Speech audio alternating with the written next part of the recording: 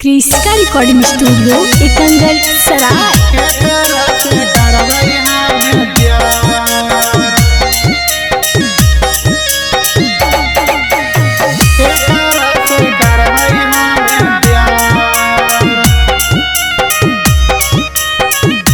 Presented by Kriska films.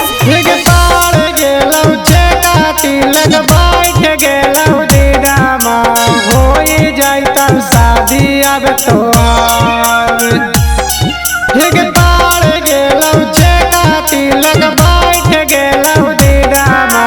होई जाइतौ शादी अब तोहार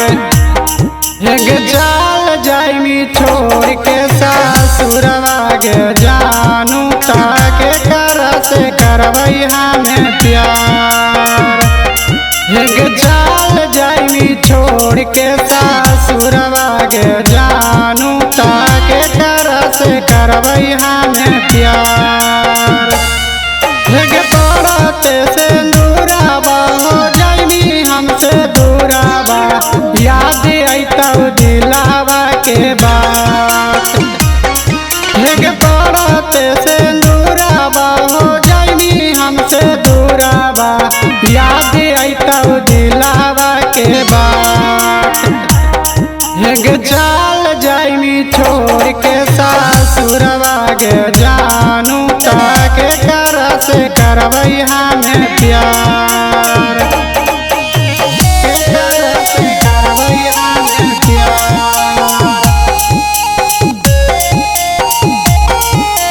कर से करबै हमें प्यार।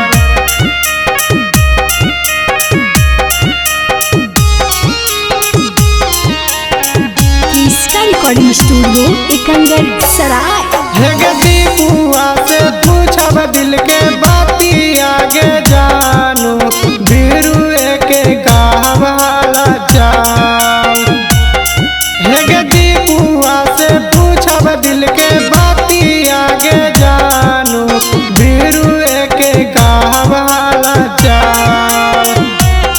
हिग चल जाइमी छोड़ के ससुरवा गे जानू ताके करो से करबौ नहीं प्यार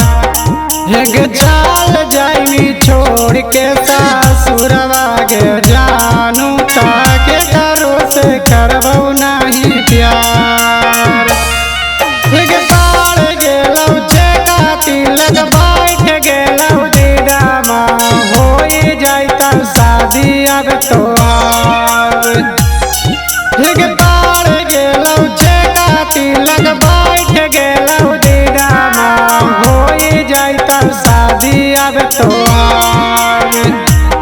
हिग चल जाइमी छोड़ के ससुरवा गे जानू ताके कर से करबै हमें प्यार